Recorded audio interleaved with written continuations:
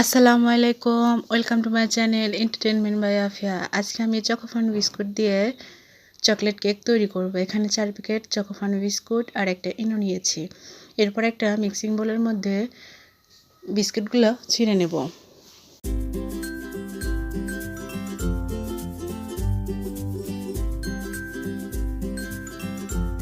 বিস্কুটগুলো খুলে নেওয়া হয়ে গেছে। এখন আমি বিস্কুটের ভেতর থেকে বিস্কুটের ক্রিমগুলো আলাদা করে নেব।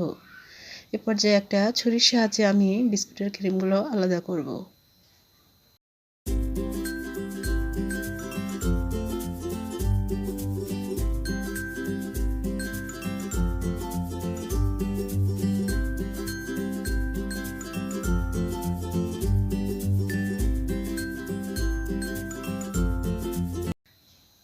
দেখতেই পাচ্ছেন একে একে সব ক্রিমগুলো আমি আলাদা করে নিয়েছি। এখন আমি এই বিস্কুটগুলো গুঁড়ো করে নেব। এ পর্যায়ে যার যার সুবিধা মতো বিস্কুটগুলো গুঁড়ো করে নেবেন। আমার বিস্কুটগুলো গুঁড়ো করে নেওয়া হয়ে গেছে। আর এখানে আমি 1 কাপ পরিমাণ গরুর দুধ নিয়ে নিয়েছি। এ পর্যায়ে আমি কিছুটা পরিমাণ বিস্কুটের গুঁড়ো আলাদা করে তুলে রাখবো পরে ব্যবহার করার জন্য। এখন আমি 2 টেবিল চামচ চিনি দিয়ে মিশিয়ে নেব। চিনি দিয়ে মেশানো হয়ে গেলে এখানে আমি অল্প অল্প করে দুধ দিয়ে একটা ব্যাটার তৈরি করে নেব। এ পর্যায়ে অল্প অল্প করে দুধ দিয়ে ব্যাটারটা তৈরি করে নিতে হবে। বেশি পরিমাণ দুধ পড়ে গেলে দেখা যাবে ব্যাটারটা পাতলা হয়ে যাবে।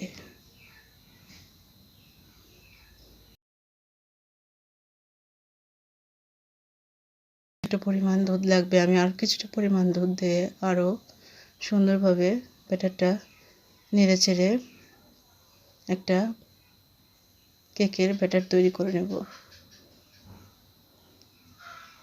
দেখতে পাচ্ছেন ব্যাটারের কনসিস্টেন্সিটা কেমন তৈরি হয়েছে। এ পর্যায়ে 1 প্যাকেট ইনো আমি দিয়ে নেব।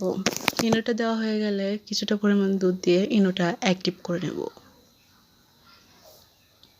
ইনোটা অ্যাক্টিভ করে নেওয়া হয়ে গেলে আমি মিশিয়ে নেব।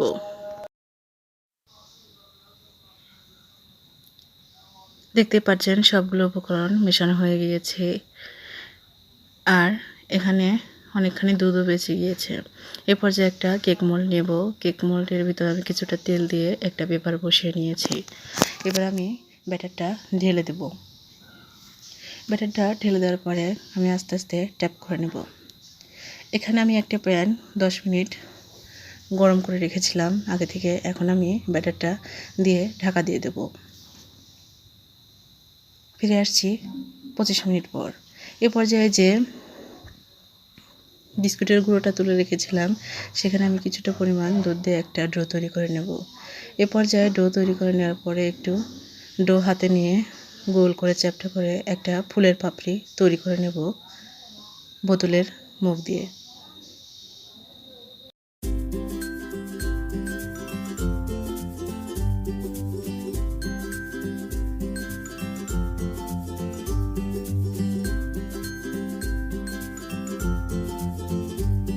তৈরি হয়ে গেছে। বাকিগুলো পাপড়িও আমি এভাবে তৈরি করে নেব। এরপরে একটা পাপড়ি একটু সোজা করে রেখে একটা গায়ের সাথে হালকা হাতে চেপে চেপে একটা ফুল তৈরি করে নেব। এ পর্যায়ে আপনারা লক্ষ্য করলে বুঝতে পারবেন আমি গোলাপ ফুলটা কিভাবে তৈরি করছি।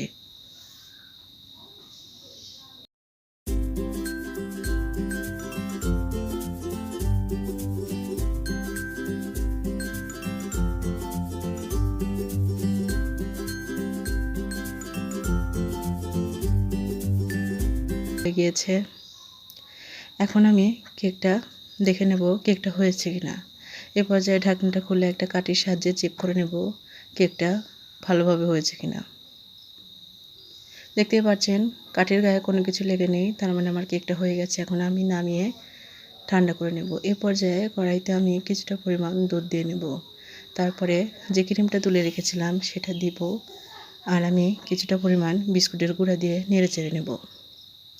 তারপরে আমি 3টা ডেয়ারি মিল্ক চকলেট দিয়ে নেব। দেখতেই পাচ্ছেন আমার চকলেটের গার্নিশ তৈরি হয়ে গেছে। এখন আমি নামিয়ে ঠান্ডা করে নেব। কেকটা ঠান্ডা হয়ে গেলে আমি কেকটার চারপাশে ছুরি দিয়ে ছাড়িয়ে একটা প্লেটের উপর নিয়ে উপর থেকে ট্যাপ করলে দেখবেন কেকটা ছেড়ে এসেছে। এবার আমি উপর থেকে কাগজটা তুলে নেব। আলতো হাতে টান দিলেই কাগজটা উঠে আসবে।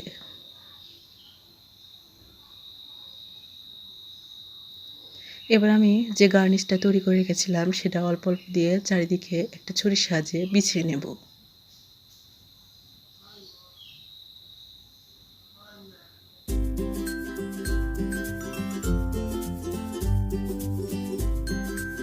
মিশিয়ে নিচ্ছি। এবার আমি চারপাশ থেকে তুলে তুলে চারপাশেও লাগিয়ে দেব।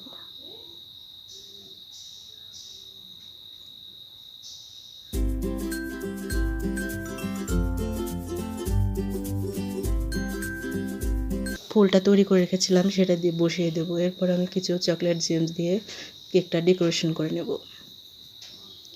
এ পর্যায়ে আমি কেকটা কেটে দেখাচ্ছি কতটা সফট হয়েছে কেকটা।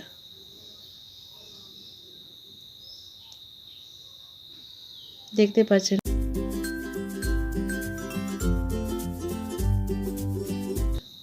বিস্কুট দিয়ে চকলেটের কেক তৈরি করে নিতে পারেন। ভিডিওটি দেখার জন্য অসংখ্য ধন্যবাদ।